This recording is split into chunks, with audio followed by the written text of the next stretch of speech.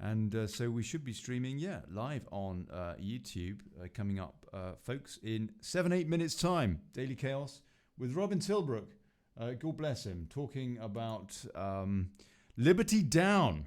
Where are we going now with coronavirus being used to, take away our freedoms and our hard-won liberties? Robin Tilbrook coming up in 7-8 minutes. Please, please, please share the show.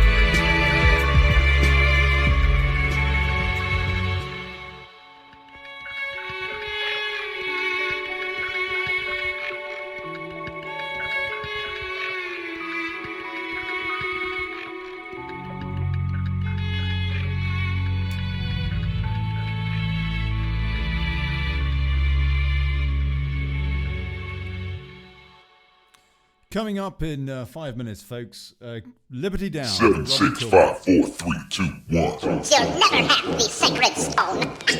Oh, this you crazy mother. 5 minutes, people. 5 minutes. YouTube only today because Cleggy has got his knickers in a twist over on Facebook as usual. I mentioned that name, Tommy Robinson, Struth, and we had the temerity to mention the name Tommy Robinson on the show last night, 24 hours back. You could be honest to see what's behind closed doors. On YouTube, yeah, they like a bit of censoring as well, don't they? But they're not as bad as that idiot Nick Clegg.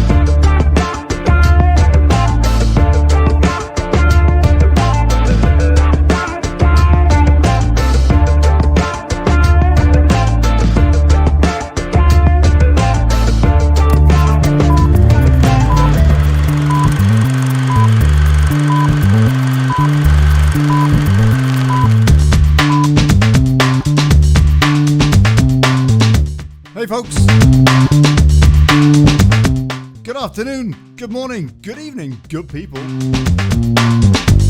Wherever you happen to be around the world. Welcome to the Daily Chaos. I'm Olly Connelly. Thanks for turning up.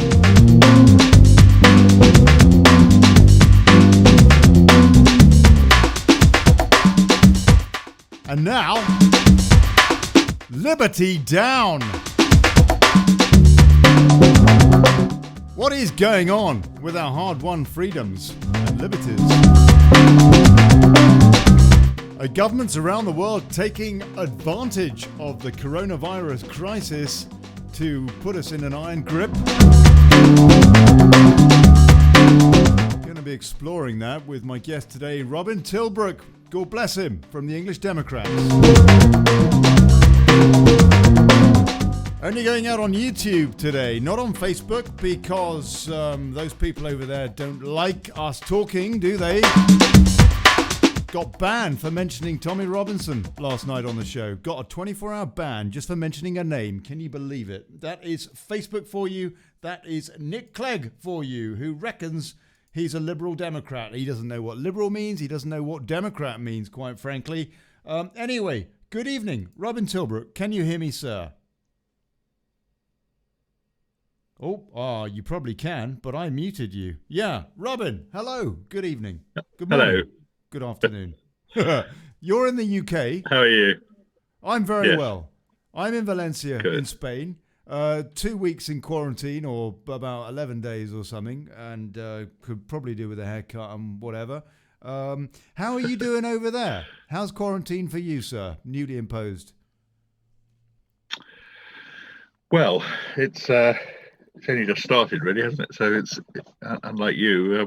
We haven't had weeks of it already, and also the level of quarantining at the moment is a lot less strict, I think, than you're having to put up with. But it may get that way. Who knows? It is effectively soft martial law that we're seeing in Spain, at least, and I guess in the UK it's just very soft martial law. Well, we've now had what back in the 1930s was in Germany was called an enabling act, where it basically dispenses with Parliament and most of the protections for citizens that did exist. It's called the Coronavirus Act 2020, 300 pages of powers for ministers to do and the state to do what it basically wants with us, and really the only remaining function for Parliament in legislation is basically to have a 6-monthly so-called review, but that's a negative approval thing where in effect if less than half of MPs want to debate it, it doesn't have to be debated. So realistically, with a government majority, for as long as the government has the support of its MPs, we potentially got these extraordinary powers imposed upon us. And one of the things I thought was really extraordinary in terms of the media story that had come out just today in the Times, which is under a headline, NHS now likely to cope with coronavirus, says key scientist. Well, the key scientist in question is Neil Ferguson from the Imperial College in London. Mm-hmm. And he was the one who'd been predicting anything up to 250,000 fatalities. Well, he's now revised that to a figure that he says it could end up being substantially lower, that's his word, substantially lower than 20,000. With most of the fatalities, I'm just reading on from the article, with most of the fatalities in people who would have died later this year anyway. And for that, our liberties have gone, and the powers that be have decided to crash the economy. Yes. as I understand it, the grave concern is not so much the mortality rate, which seems to be considerably lower than that of regular flu. Not man flu, flu. But that there is a rate of transmission which is very, very concerning from the point of view of the weight on the health services around the planet, because we have no immunity to this particular disease as of yet. So my understanding is that I'm not a medic, so I'm not trying to sound as if I am. But my understanding is that it is not infectious; it is contagious. It's not an airborne disease, unlike flu, where you can catch it by being in proximity to somebody who's got it if they're sort of breathing out the virus. Then you can catch it from breathing in their breath. This would require you to have basically touched something that's got the virus on it. So, I mean, a classic example would be shaking the hand of somebody who had just sneezed into their hand. And then you fiddle around with your eye, your nose, or your mouth. Or pick something up in a supermarket. Because you can't get it through your skin. It's got to actually go into something where it's into the bodily fluids. Yes. And that, of course, means that it is not that easy to catch. In fact, it's not something that you're going to catch just by being somewhere near somebody who's got it. They are saying, Robin, that whereas with flu, the transmission on average from one person to another is something around 1.4, with this, they think it's somewhere around 2.5. Well, the concern, though, sir, is it not, is the fact that we do not, as a herd, the human herd, have immunity to this disease as of yet, and therefore it's a fresh thing, and you only have to look at the intensive care wards to see that it is a problem. Well, I think it is. I mean, I'm not trying to downplay it to say that there's nothing. Well, there I'm playing devil's advocate here. Of course, there is. Of course, there is something there. There is a disease, and some people who get it are suffering severe consequences. But however, my understanding is that most of those people who suffer severe consequences are elderly. Yes. And in particular, if you're over the age of 70, then you start to be in a category where you are, if you get it, you're at about 4% risk of dying from what. Which is lower than flu by over half, I think. Well, I don't know whether that's the case, but according just to fill in some figures here, because I was looking at the Centre for Disease Control website last night, and they were looking at the rate of flu in the period 2018 to 2019, and there were 220,000 cases of confirmed flu, regular flu, of which 22,000 died, which is 10%. 10%. So that's actually twice the mortality rate, or at least at the most exaggerated figures that we have so far with this COVID-19.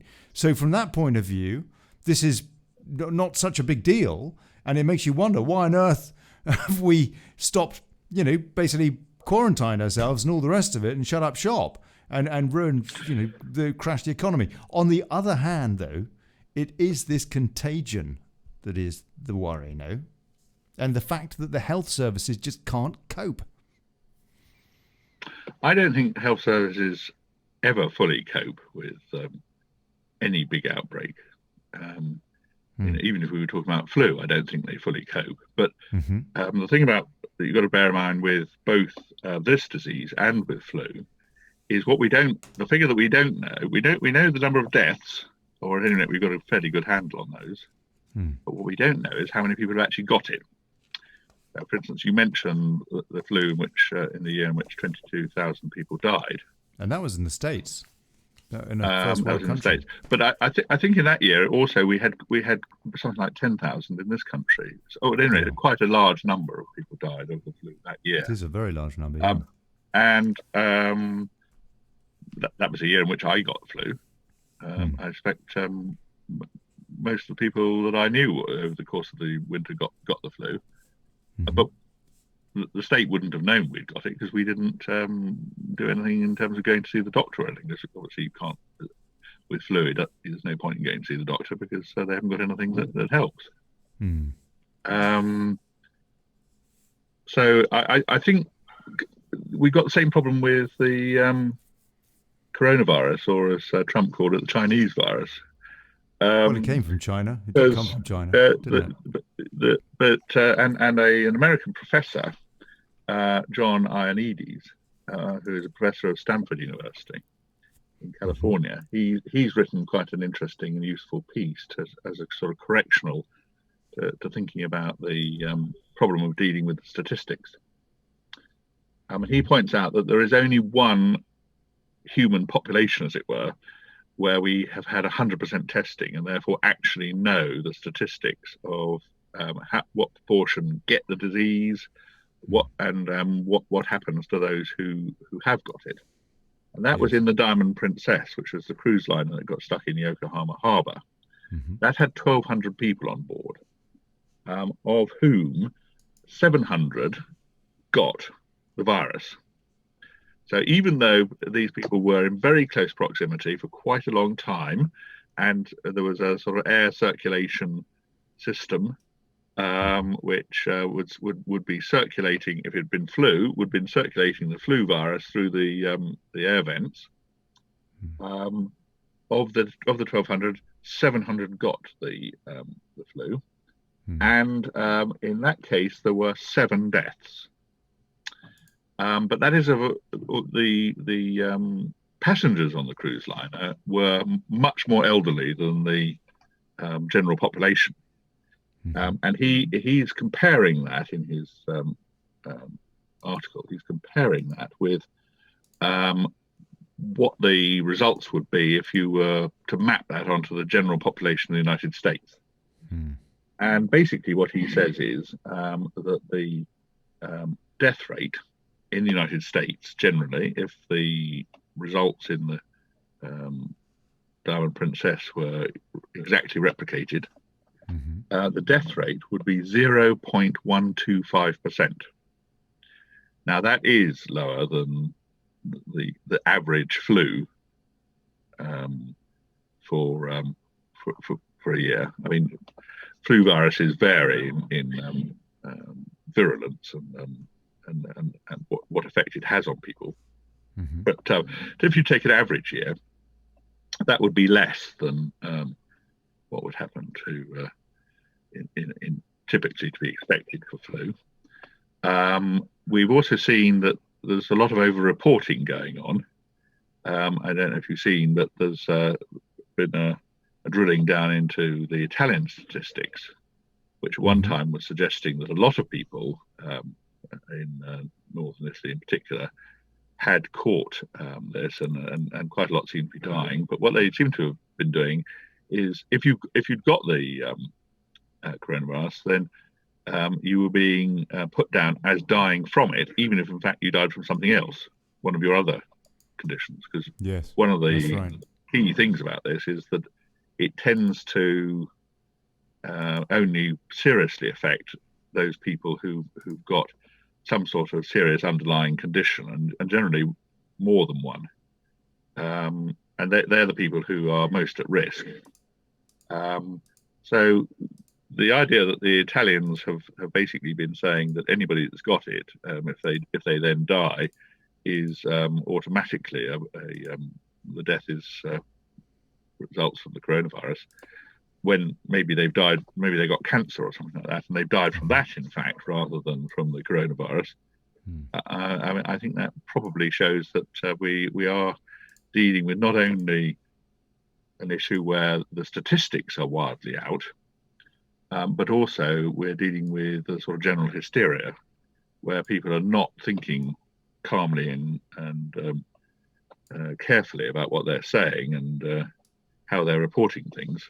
And the result is that lots of people have been worried and panicked by what's being said, when there really wasn't a factual basis for saying it in quite the way that it has been said. And after all, this isn't the first type of problem that we've had where a disease of some sort has been reported as if it's going to be horrendous in terms of the numbers of deaths. I mean, you've only got to think back a little way to SARS or the bird flu scare, and both of those were thought to be going to kill millions across the world, but they didn't.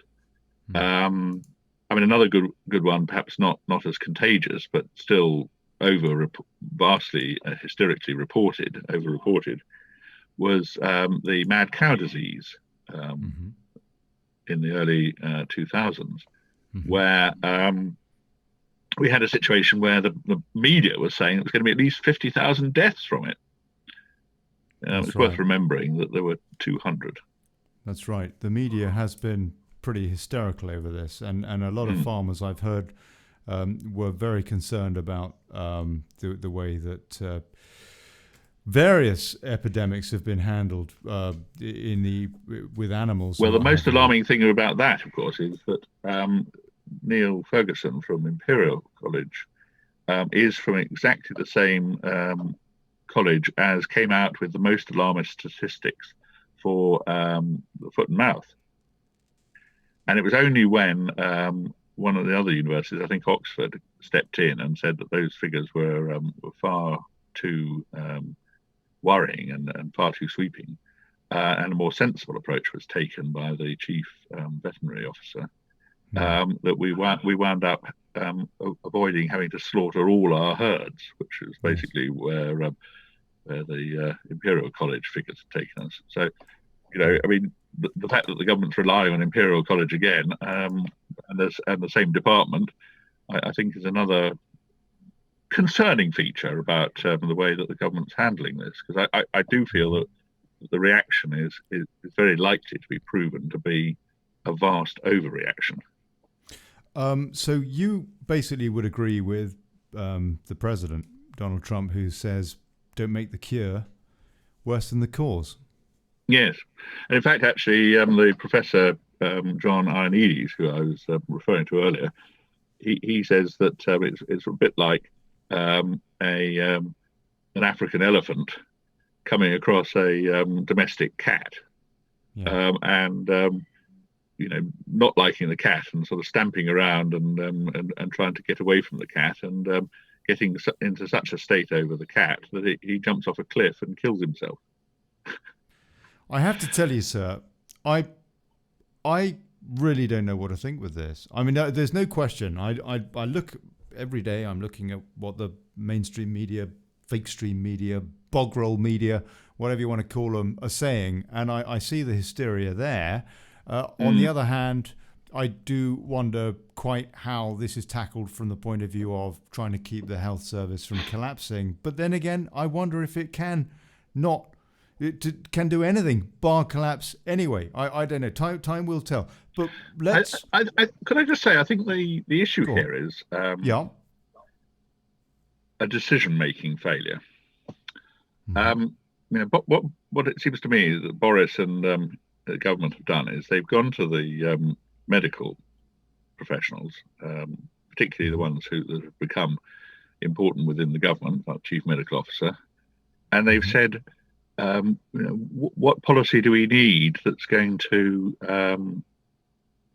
put safety first and save the most lives and so on. Now that's not an unpleasant thing to have done or anything. It's not a nasty position to have taken. However, of course, if you do ask any expert what could be done that's going to create the most safety, they're always going to say something that takes you to a point where you're ignoring most other factors. Such as, for example, something that has been mooted more in the last couple of days, I think, that global economic collapse could be far more costly to human life than this, which is essentially what Trump has been saying since pretty much the beginning. Yes, and I agree with his thinking. I was going to give an example of my father, just as a personal example. He had cancer when he was in his 70s, and late 70s at that. So because he got cancer, he got recommended to do 6 treatments of chemotherapy as part of trying to prevent him from it reoccurring. But he was in his late 70s already, and this wasn't the sort of cancer that was going to kill him quickly anyway. And I could see by the 4th dose that his general health had suffered enormously.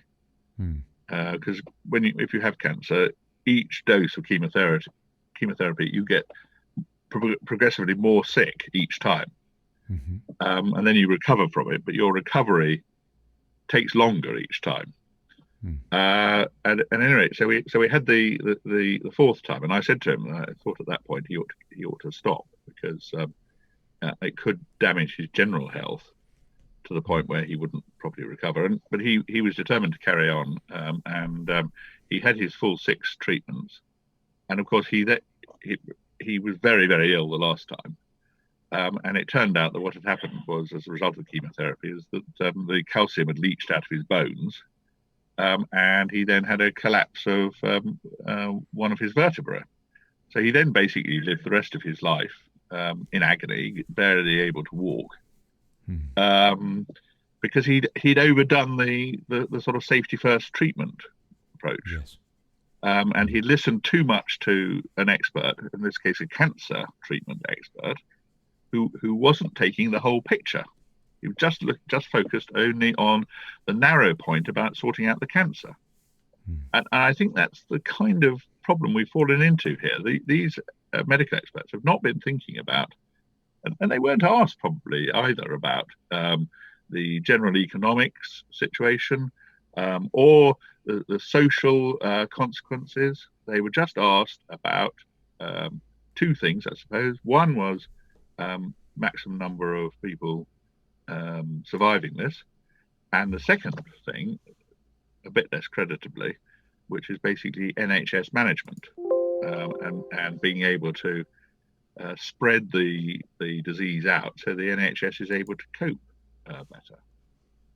And I just think that crashing the entire economy and all the consequences and losing our freedoms over NHS management considerations is just the wrong way of thinking about something.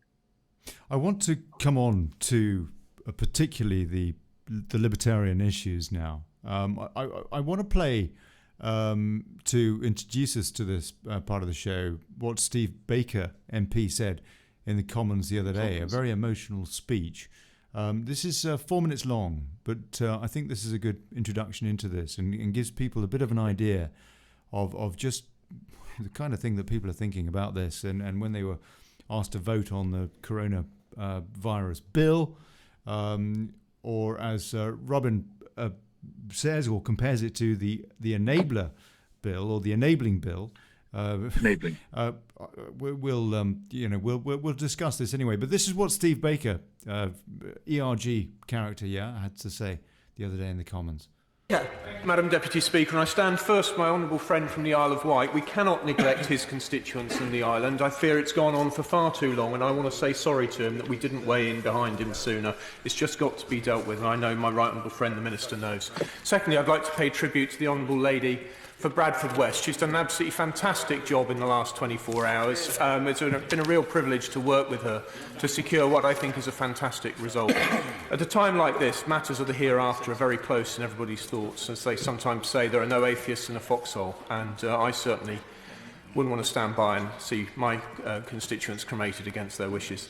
Nor indeed would I want to see people buried against theirs. So I really want to congratulate her. She did a fantastic job, and she did it in a wonderful cross-party spirit, which has done a lot to reinvigorate my faith in this place and what we can achieve together when we put our constituents first. So well done to her. I want to pay particular attention to the provisions relating to the expiry of these powers, Amendments 1 and 6 and Government New Clause 19. When I got into politics, it was with the purpose of enlarging liberty under parliamentary democracy and the rule of law. And when I look at this Pandora's box of enlargement of discretion and extensions of powers, I can only say what a dreadful thing it is to have had to sit here in silence and nod it through, because that was the right thing to do. But my goodness, between this and the Prime Minister's announcement tonight, what have we ushered in? I'm not a good enough historian to put into context the scale of the infringement of our liberties which has been implemented today through the Prime Minister's announcement and through this bill, which we are enacting with only 2 hours to think about amendments to this enormously complicated bill. I mean, I could speak for the time I have available several times over just on the provisions relating to the retention of DNA, which we dealt with in the Protections of Freedoms Bill. I see from the expression on my right honourable friend's face that she understands the anguish, she probably knows it better than any of us, that we're all going through in delivering this. We are, perhaps let me be the first to say it, implementing tonight and in this bill at least a dystopian society. Somebody will call it totalitarian, though I don't think that's quite fair, but it is at least dystopian. It is implementing a command society under the imperative of saving hundreds of thousands of lives and millions of jobs, and it is worth doing. And by God, I do hope that the Prime Minister has a clear conscience tonight and sleeps with a good heart, because he deserves to do so. Because libertarian though I may be, this is the right thing to do. But my goodness, we ought not to allow this situation to endure one moment longer than is absolutely necessary to save lives and preserve jobs.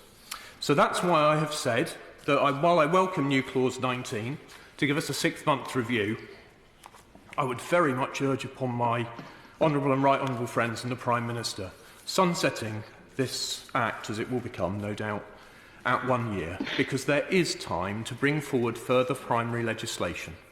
If it comes to late autumn and we can see, and God help us if it's true, because I fear for the economy and the currency, but if come the autumn it's clear that this epidemic, this pandemic continues, then there certainly is time to bring forward further primary legislation to properly scrutinise the provisions of carrying forward this enormous range of powers. I mean, every time I dip into it, I find some objectionable power.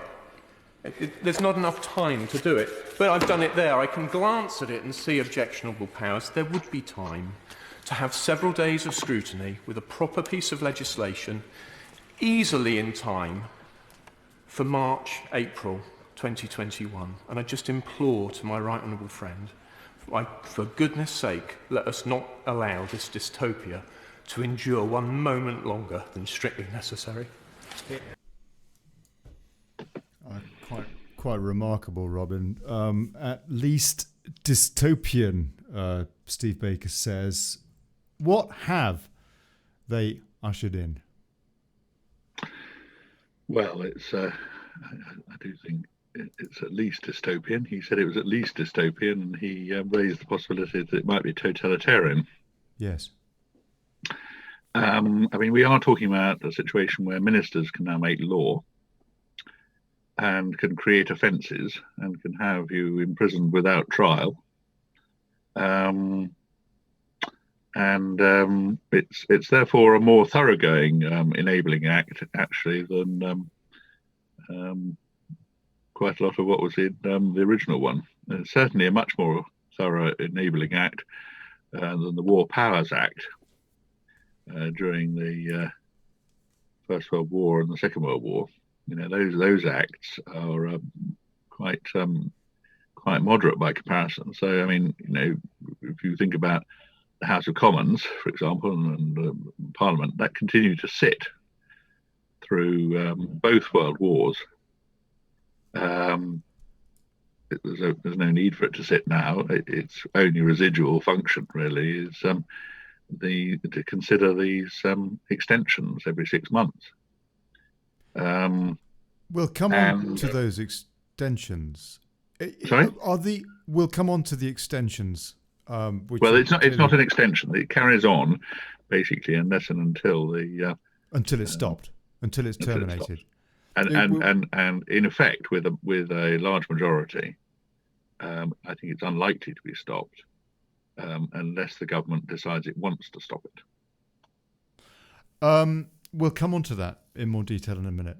But first of all, I put it to you that there is no choice but to have this coronavirus bill, as Steve Baker said, for the simple reason that whereas at the early part of the last century, we were a pretty joined up society where, frankly, we shared social values. Now in the UK, we don't. And there is nothing like the level of respect, for example, towards elderly people, towards the police, at a time of when you require national unity. We don't have it. I don't believe. Time will tell. We will see.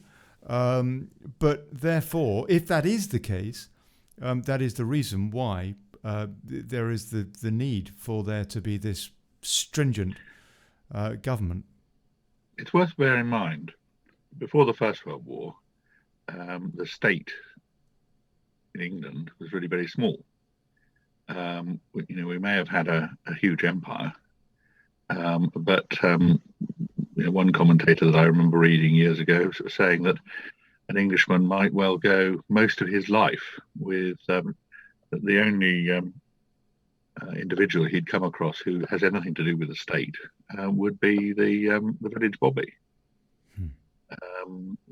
He wouldn't come across anybody else that had anything to do with the state. But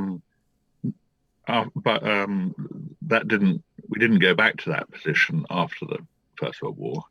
There was a much bigger state after the First World War, but it did go back quite a lot towards what it had been before.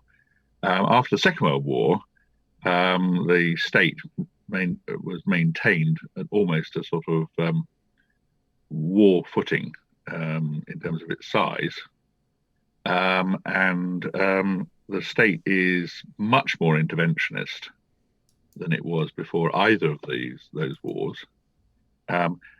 The First World War, there was a lot of support for amongst the general population. And at first, the armies were filled with volunteers, Kitchener's army.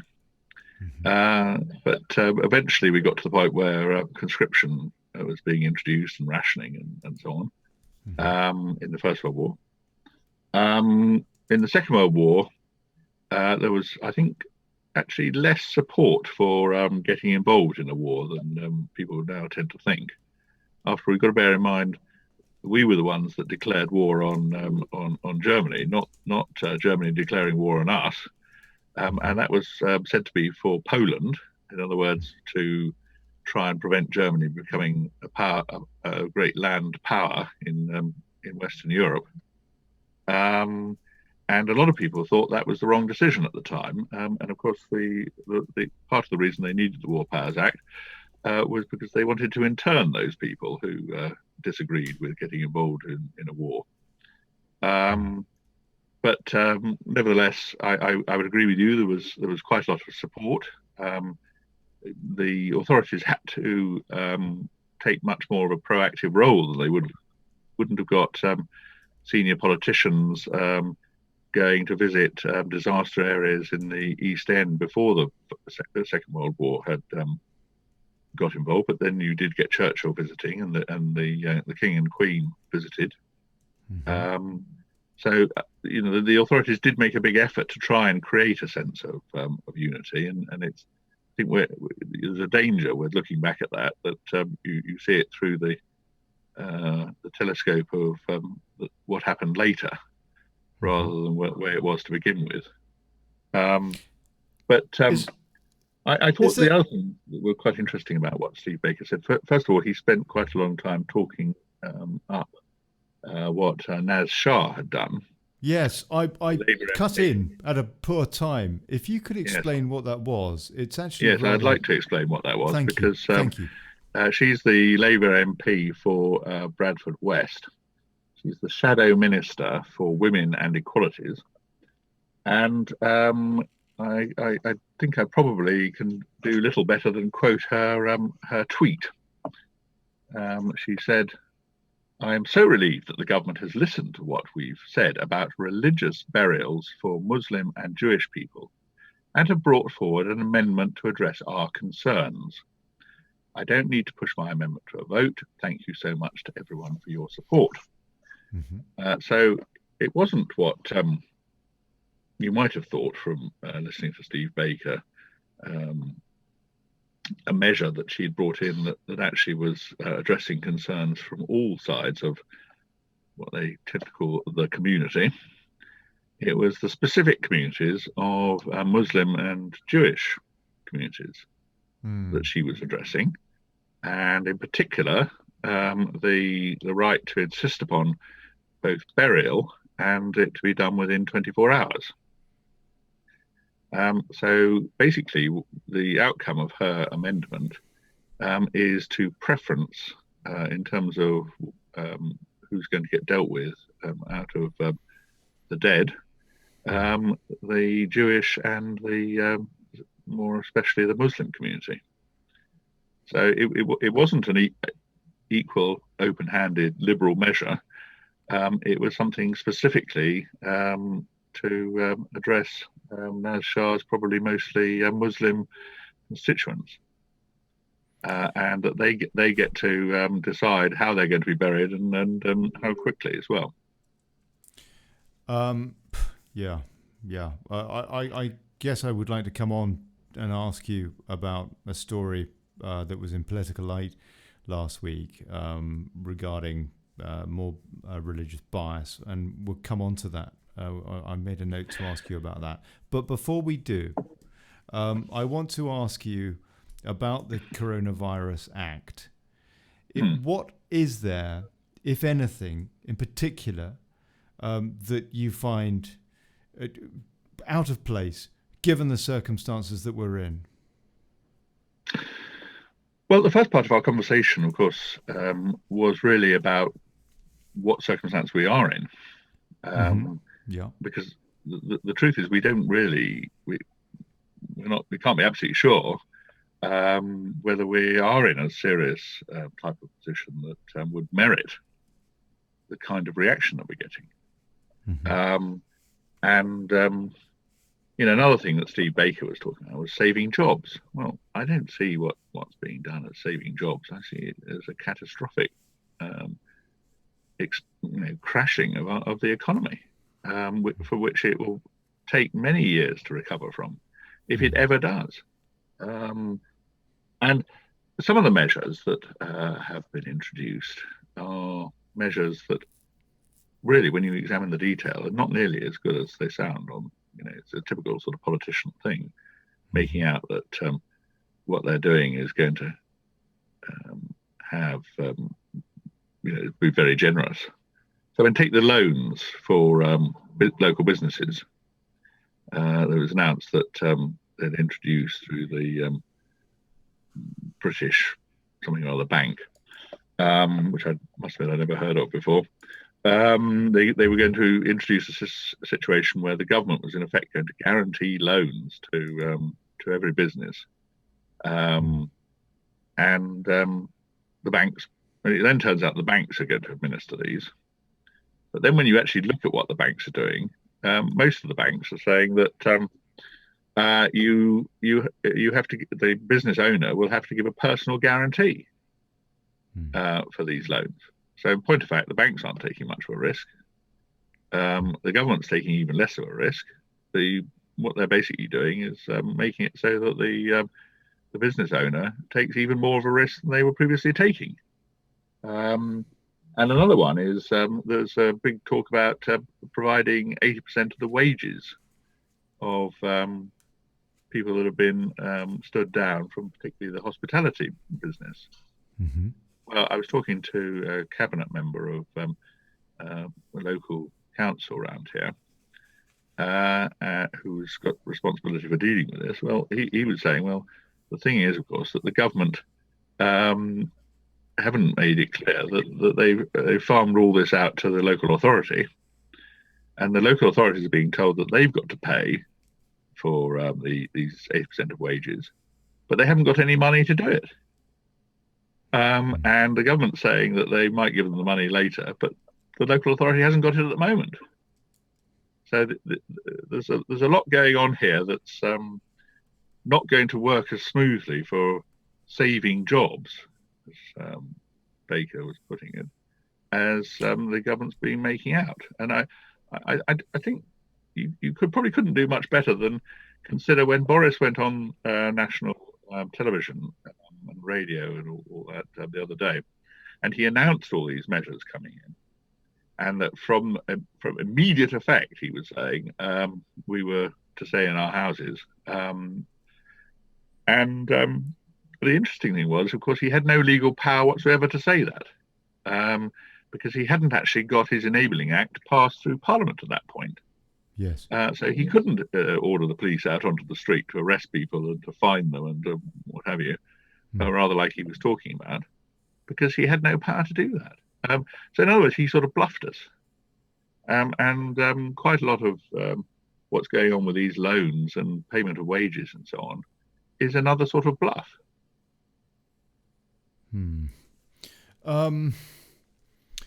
How do you think the government should have played this in the entirety of this, pandemic? It is a pandemic now. Well, it's been called a pandemic by the World Health Authority. Other people are calling it a plandemic. Well, I've heard that, but I don't know, really.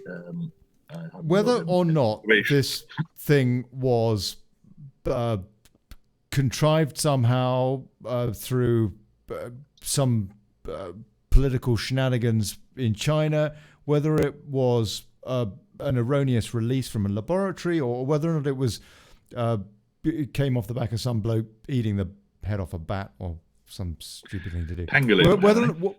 Setting that aside for a minute, because it's impossible for us to know anyway, how do you think the government, setting aside the coronavirus bill, has acted? Do you think that they've been competent in their handling of this up until these stringent measures of self-isolation? I suppose what I think is, if you are somebody who has, you are at risk, are vulnerable. So you're either elderly and not very well, and in particular, what we're interested here is not how sort of sprightly you are, but how whether you've got any problems with your lungs or your heart. Mm-hmm. If you've got respiratory problems already, serious ones, then you would be sensible to be taking precautions, and to be and for the system to should certainly facilitate everything possible that can be done to try and enable people to take precautions. But that's not what's happened. What's happened is that, as far as we know, the vast majority of us who catch this will be fine. It'll be, in many cases, not even as noticeable as a flu would be. If at all, apparently, in many cases. Beg pardon? If at all noticeable, in many cases. Yes, I mean, certainly on the Diamond Princess, quite a lot of the younger people who caught it, mostly crew, were barely aware that they'd had it until they were diagnosed as having had it when they were taken off the ship. But going back to what I was saying, a lot of us won't have a serious problem with it. But what the government's done in the way that it's handled this is not only crashed our economy, but it has taken these extraordinary powers that are even greater than were taken by the state during the Second World War. At no point in the Second World War was everybody told to stay at home, of course, were they? Or more or less all industry and business being privatized in some way or other. It's far more far-reaching than anything in the Second World War. In fact, I think Ash Sarkar had it right. She is the Asian woman who Hates the BBC everybody. seems to love, because she said that she said when she was asked about it by Piers Morgan, she said, "I am literally a communist." Yeah, that's right. And Mad woman. she tweeted the other day, well, perhaps not so mad, as I'm about to say, because she tweeted yesterday, I think it was, that coronavirus says, this is what she tweeted, coronavirus says that no matter which way you voted, you get the Labour Party manifesto. Yeah, that's right. So she In other words, we now joy. have a communist command economy. Yes. So is this incompetence or some kind of malfeasance going on in government? And not just our government, but around the Well, world. somebody said to me that Boris is Boris likes to sort of big himself up about being this great sort of decision maker like Churchill. But that this person was saying who knows all the people that have worked round Boris, particularly in London, when he was mayor, he said that when he's got a real crisis thing on, he's not a very good decision maker. He tends to sort of hide in his office and sort of bunker down and then go for the safe option. He's in stark contrast to Churchill, who's very much a sort of gung-ho type of person who liked getting involved in taking decisions on all sorts of things, even ones that he didn't know very much about, and would come up with vast numbers of ideas every day. And people have said that he'd come up with something like 100 ideas every day, and 99 of them were awful, but there was one that was absolutely fantastic. So as long as he had a team around him who were helping edit it down to the one that was fantastic, he was a great leader. But Boris isn't like that, apparently. I mean, I don't know Boris personally, so I'm not really able to comment from personal knowledge. But I understand people say that he's not a great decision maker.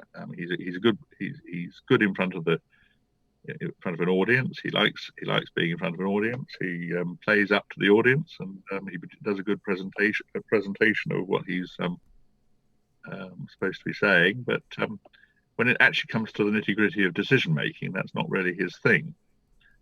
And if that's the case, then that would fully explain why they've gone for this sort of safety first, health and safety type advice from the chief medical officer and the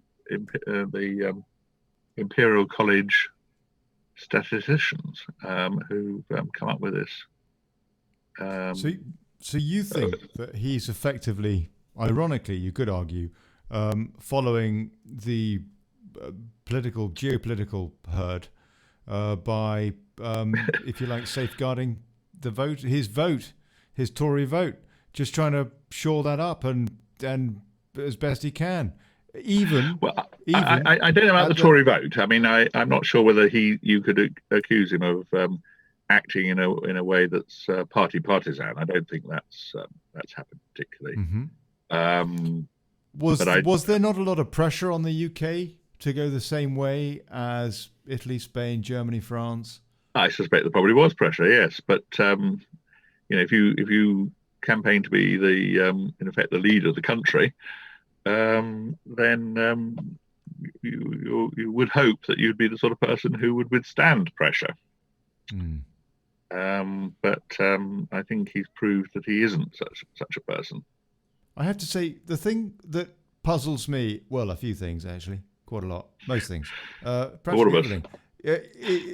One of the things that particularly puzzles me is why, as soon as Shanghai was quarantined, we allowed non-essential international flights from China to continue as normal.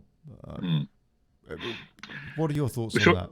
Well, Am I missing something? I think one of the things about this pandemic is that it does show up the fundamental lack of sense behind the whole globalization agenda.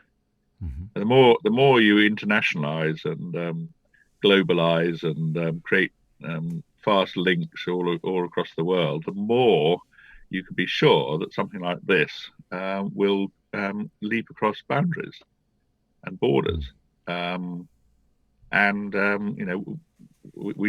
We've got it now because we're so internationalized and globalized, and of course what that means is that you get people traveling all around the world before anybody knows anything has gone wrong, and passing this disease. But we've also got problems with criminals doing the same, of course, and we've got all sorts of problems with damage to our economy by having globalization.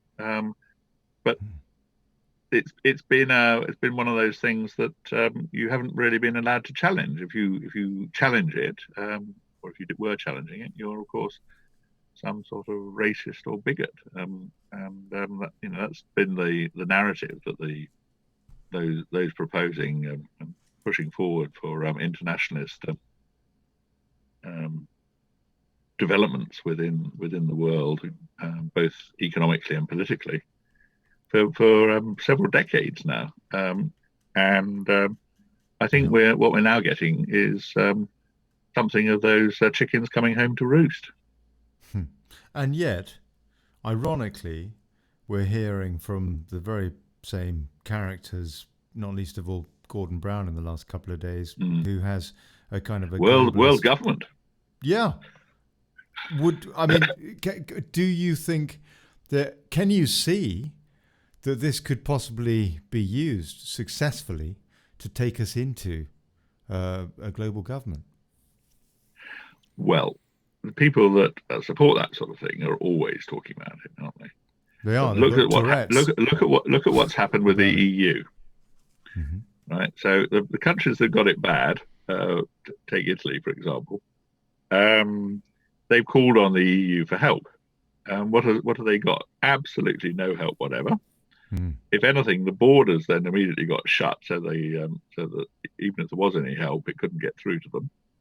And far from any help, they've then wound up being fined for what they've been doing in terms of trying to help Italian businesses avoid going into bankruptcy. That's right.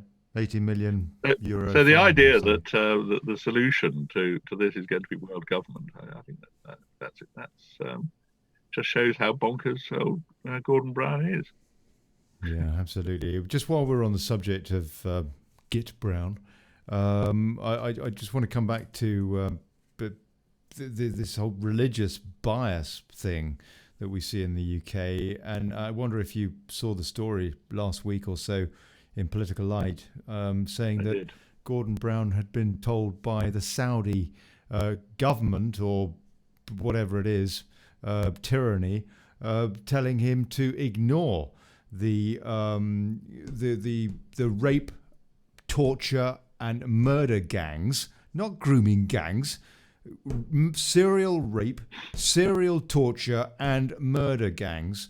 There were all that being perpetrated in the UK. That they, the Saudis, according to Political Light at least, were responsible for his stand down orders, or rather those of his Home Secretary Jackie Smith. So from Gordon Brown's government to ignore all those horrendous crimes, the epidemic of crime that was going across the length and breadth of the country, and with that government edicts to all police constabularies to ignore what was going on. What are your thoughts about that story? Oh, well, it may be true. I don't know. I don't have any proof of that particularly. Although I had heard, just to respond to that a bit, because I had heard that that it became very clear to ministers, or at any rate the Home Secretary, during the time that David Blunkett was Home Secretary, that this was going on. And in fact, he did personally seem to get involved in shutting down discussion about it, because one of the first of the whistleblowers was a civil servant who had been up to Rotherham. She'd been asked to do a report on domestic abuse, and she began to realise that this was going on all around Rotherham. And she did a report on that. She'd told the local authority that she'd done a report on it, and they told her to keep quiet about it, otherwise her career would suffer. She got back to the Home Office. She had a report that went into David Blunkett's office and would have gone on to his desk. She went away at the weekend, and when she came back, she found that her office had been cleared and she was being sent on a re-education program. So Blunkett certainly, well, almost certainly, I don't know as we get to a criminal standard of proof there, but we'd certainly get to a cil standard, I think, had a knowledge of what was going on and was shutting down an investigation into it. And I think where was the CPS? Well, the Crown Prosecution. The problem with our system is that it's not a democratically based one. It's a patronage based one. So people get appointed to all sorts of positions through patronage. And of course, Labour are much more effective at dealing with these type of arrangements than the Conservatives are.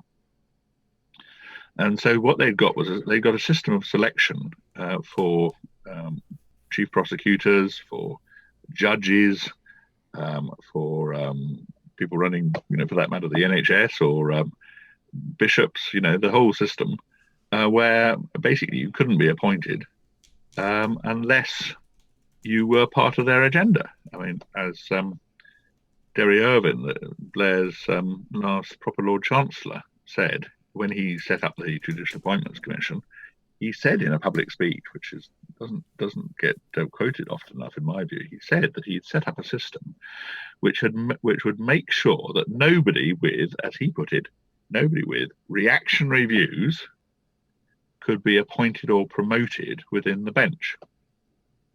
So in other words, a nakedly political agenda, because obviously reactionary views is basically anybody that disagrees with Labour and is, at all traditional in their thinking.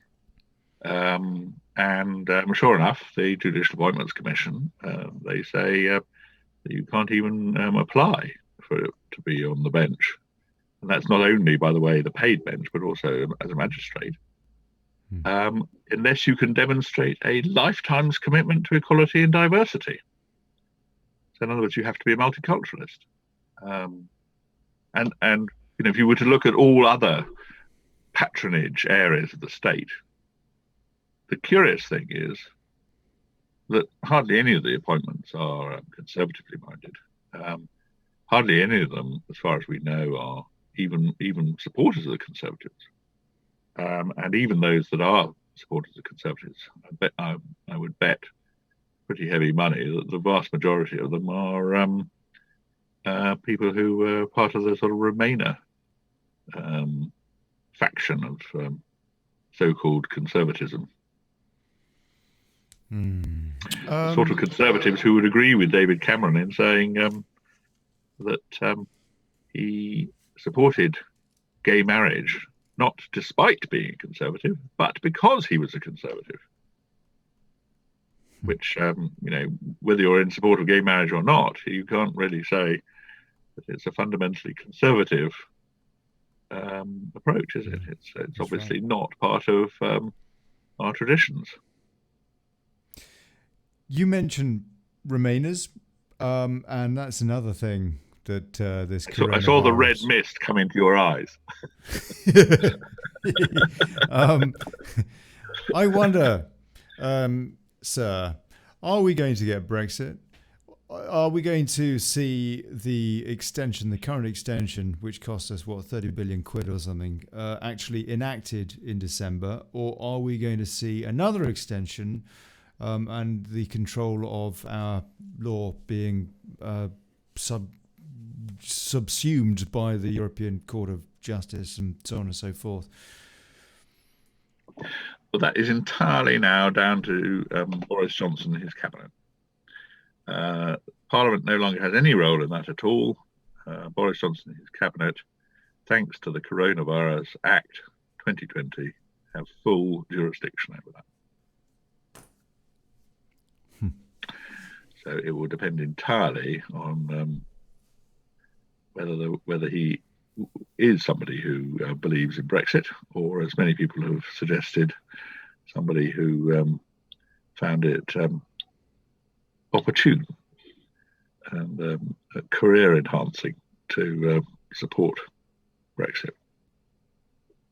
So essentially, Parliament, this again is another irony, isn't it? Off the back of the last Parliament, when we wanted Parliament to be defanged, now It is. It is. Totally, yeah. Oh, blimey. Okay, so we don't know, do we? Is the answer to that? No. It could be that he decides But we will know to use in a few months' time. Yeah, we should know pretty shortly, Hart. We should know by the middle of June if we're going to get Brexit, no? Because that is when the trade talks would need to have been concluded, I think. Well, I think we probably have to wait until the end of October, because obviously one option is we do wind up with a no-deal Brexit, no trade deal. Which is Brexit, yeah, actually. Well, with a trade deal, there's. I mean, I do think one of the more optimistic things from our point of view is actually the utter failure of the EU to cope either with the coronavirus and the reaction to it, or with President Erdogan's blackmail, then sending all those a large number of refugees to crash through the Greek border control. You could argue that's an act of war. They've been bussing them to the border. You certainly could. But the fact is, of course, he sort of released these people onto the Greek border. A lot of them got through, and one of the principal voices about them getting through was the EU commissioner, who was saying that the Greeks had got to take them and to grant them asylum. Even though, of course, it turns out that quite a lot of them are not even from Syria. When the cameras actually went and interviewed people, they were mostly people from all over the place. Like, I remember seeing a series of interviews. There were people from Afghanistan, from Iraq, from Iran. They weren't from Syria. So the idea that the Greeks have got to be told not only that they've got their economies got to be in hock to the EU for ever and a day after their appalling treatment over their financial difficulties, but also got to do exactly what they're told in terms of taking vast numbers of people without really being able to check whether they are actual genuine refugees or any real reason why they should be there. That's yet another failing of the EU, as far as I'm concerned. And that may all contribute to it being much more sensible to go for a no deal than we would ever have thought would be the way that the establishment would think about it. And of course, if the economy has been crashed, which I think it will prove to have been, there is actually less point in having a deal than there was anyway, because the economy won't be functioning in the way that it was. So I think there are some reasons in this current uncertainty to think that actually we might wind up with a no deal at all. Can you see? Personally, I think that would be for the best. Yeah. Can you see the EU surviving coronavirus, the fallout? Well, the EU does need Greece, Italy, Spain to carry on in the way that it was carrying on. I don't know whether they're capable of reacting in a way that makes any sense to people in Southern Europe. I mean, I read and I hear from Italian friends that people in Italy are becoming more and more scathing about the EU and think it's not really doing much to help them. And far from doing anything to help them, it seems to be doing things that are hindering them. So the amount of support for the EU in Italy has been crashing during this crisis. And I should think the same is true in Spain, isn't it? I think it is. I think that the coronavirus has we've seen national borders become so much more important. Yeah. We heard Trump talking about that yesterday. Yes. In fact, it sounded to me as though the president was pretty much hailing the end of globalization. And I wonder if, despite the wishes of the globalists like Gordon Brown, if actually we're going to see the opposite, and for a whole bunch of reasons, such as the ones that you cited, the dangers with the supply chain and so on and so forth. Yeah, but I mean, the globalization movement, internationalism, is basically saying that there shouldn't be borders. I remember one of the squad of I forget which lady it was, but I think she was the Hispanic one. Ortega's, is that her name? She was being interviewed on television, and she was being interviewed about Trump's wall, and she said it wasn't just Cortez. Trump's wall that was racist. It was the very idea of borders that was racist. Well, what does she think a trade deal is? Well, she thinks that there should be no borders at all. Trade deals are far more effective than walls. Okay. No, not wars. The Trump's no, wall. No, than walls. Yeah. Than walls with double. Yeah. Yeah. So, so actually, the next time we might see defanged Parliament, partly fanged, or fully fanged for one vote, is when they get to vote on the coronavirus bill termination, and they don't.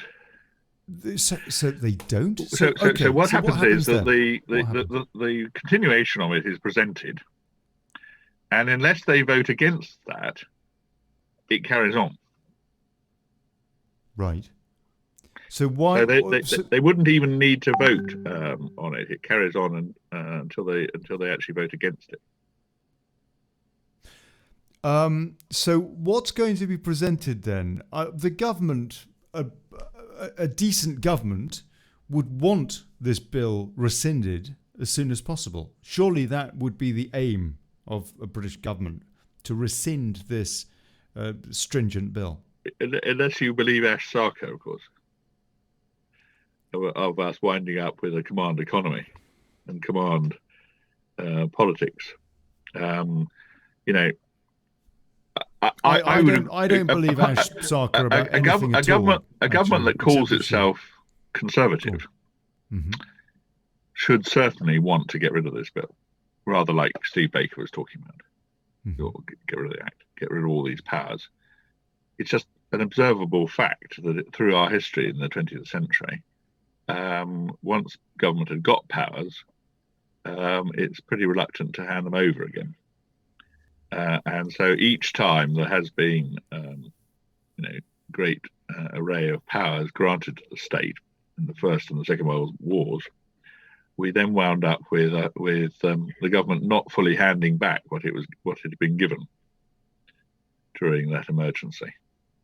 So I would think at the very least we'll wind up with a more authoritarian state structure than we had before this crisis. I could see that, and only some of the case. powers will get handed back.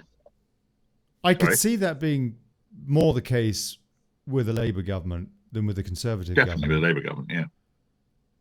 They would be unapologetic about it. Yeah.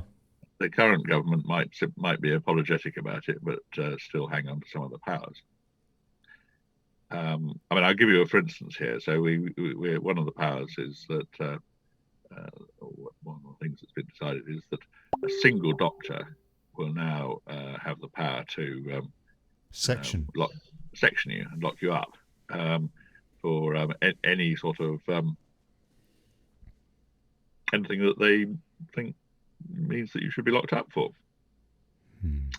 Police have got powers of stop and arrest and so on without any need for having any reason for it at all. So I mean the whole common law idea that a police officer had to have reasonable grounds for suspicion, that's completely out of the window. They can stop and arrest you now without having any grounds at all. That's encouraging.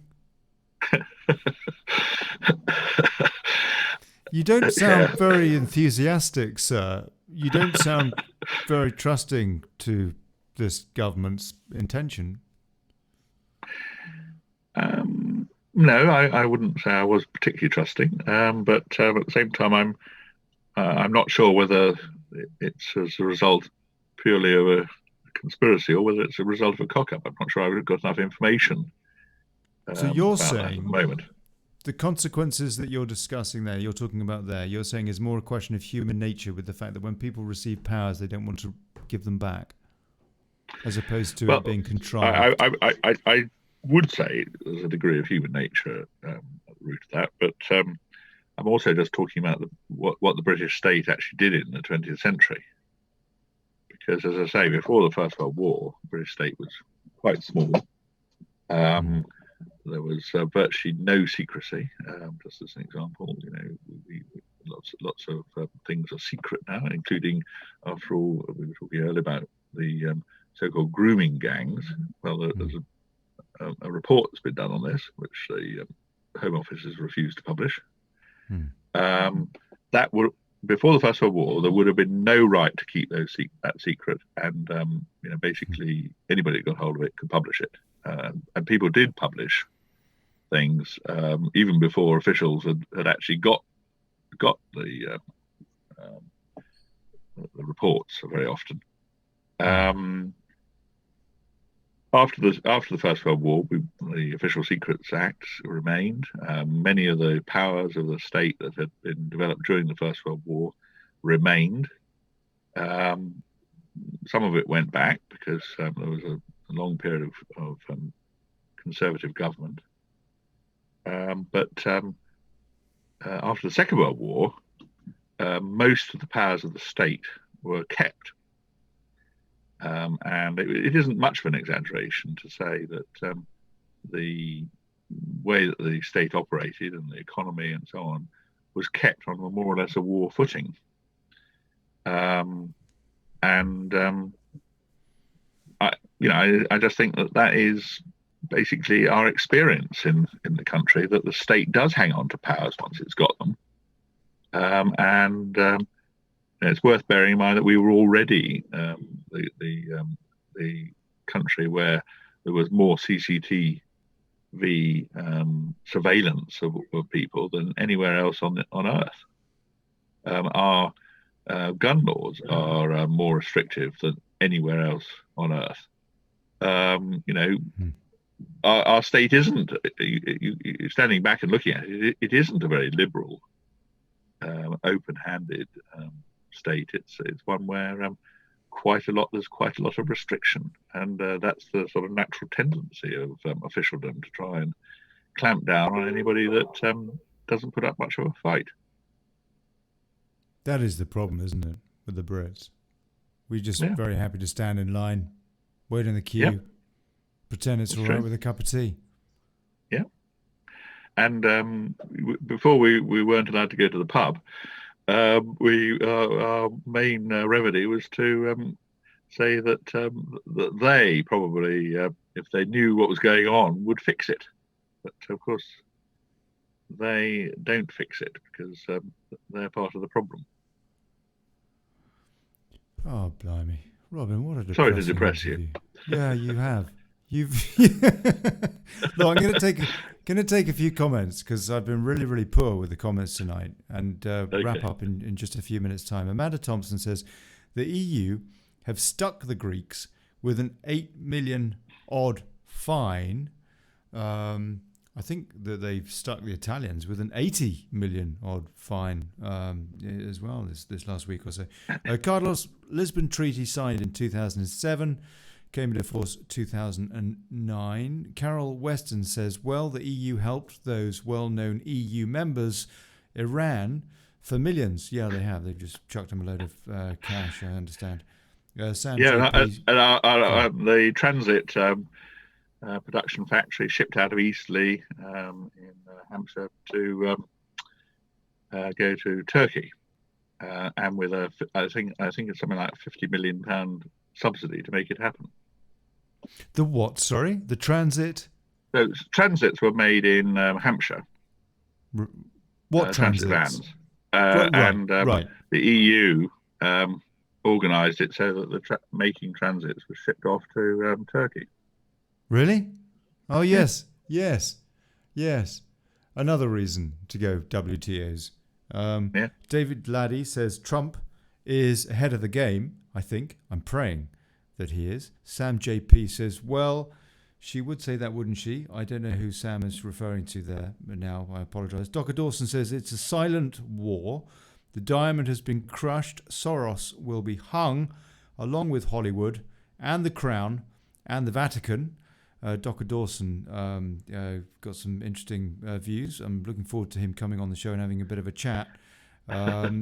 William Davis says, Amanda, do we need to ratify it or will it come in naturally without signing? I'm not sure what he's referring to there. Carlos says, film on tonight at 9 p.m. called Contagion. And I've seen it. Maybe you haven't. You should watch it. Yeah, it's a very good film. And everybody dies. I wouldn't take it too seriously. Sam JP, the voting system has to change. It's a done deal every 4 years. Look at the Brexit Party, for example. Hard to get any leverage. You know, that's the bottom line, isn't it? That's the bottom line, Robin. So, I've got to break in there because please do. One of the things we've got to remember that one of the first things that was done when this this virus started to hit the headlines was that the government decided we weren't having elections this year. That's right. We got calm for another year in London, for example. Possibly we've got him for longer than that because who's to say we're going to get any elections over the next few years? We may have had our last election. Robin, mate, come on. Give us a joke.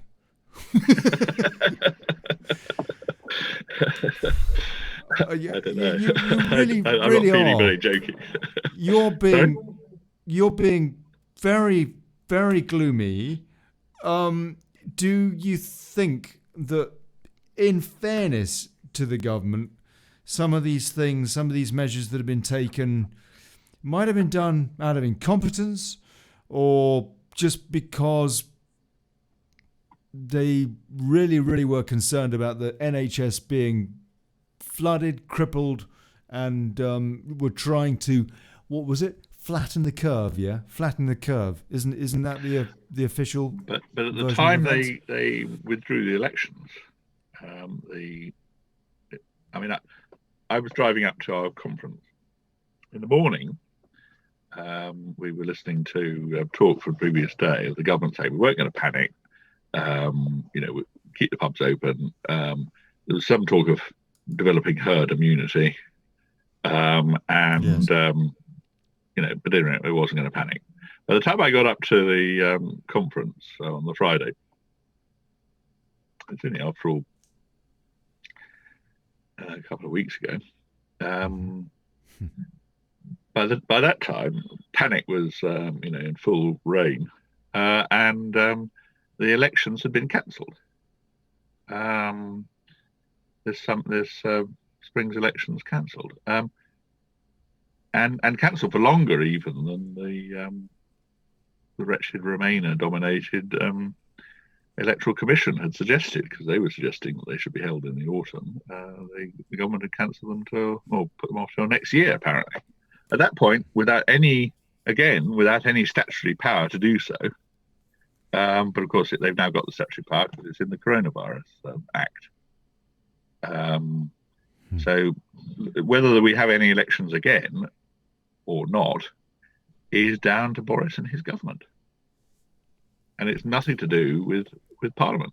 Parliament can only intervene on one of these negative approval moments every 6 months. I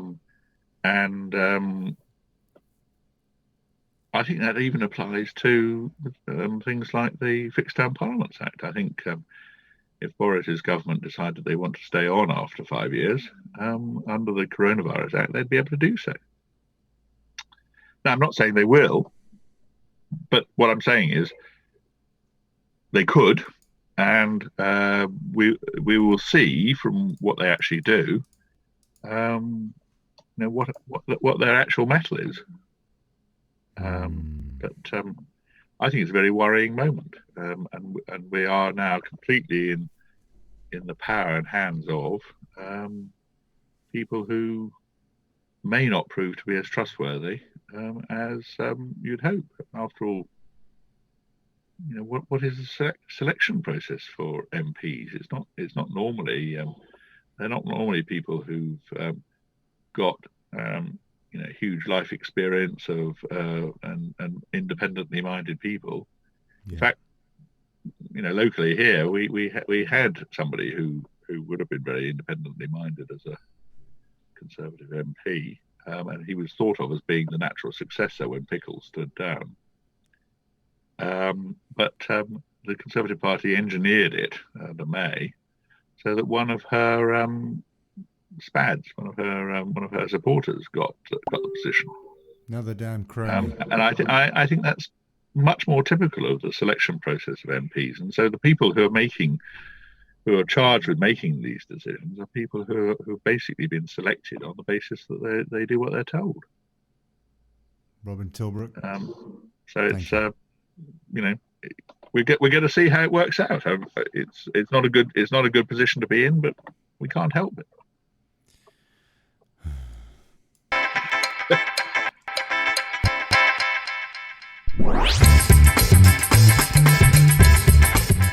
I want to say a big thank you to Robin Tilbrook of the English Democrats for making me want to finish it all.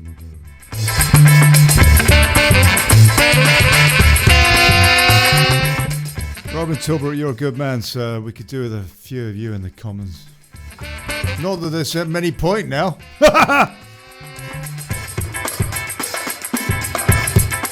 I hope you share this, people. I hope you share this. You know what I mean? Wasn't allowed to put it out on Facebook, were we? Oh no, not allowed to. Robin, you've been banned from Facebook, haven't you? Yes. Yes, I was. It's quite extraordinary, really. I mean, they didn't. They never said anything against anything that I'd posted. I hadn't really sort of posted anything apart from about the Brexit case, and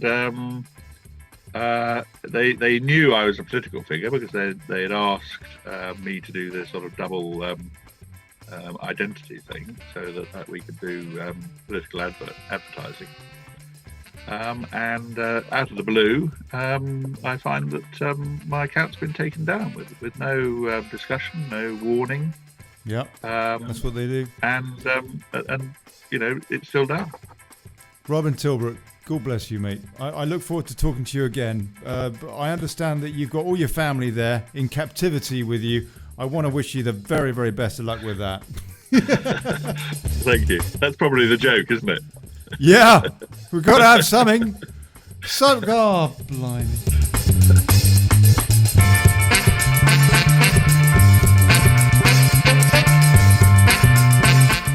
Back tomorrow, folks. 5 p.m. GMT. That's 1 p.m. EDT. If you're stateside in Washington, D.C. Mr. President, come on in. For crying out loud, cheer us up. Tell us what you're doing about draining the swamp. Oh, I tell you, Robin, there are some theories going about this coronavirus thing being used as a means to maybe lock up some of the deep state folks. I mean, you know what? You got to hang on to some hope, eh? God bless you, Robin. God bless you. Another time, very soon, sir. You're not got anything better to do now, probably. Take care. True. Nighty night, everybody. Cheerio. Good morning. Good afternoon. Whatever. Ciao, ciao.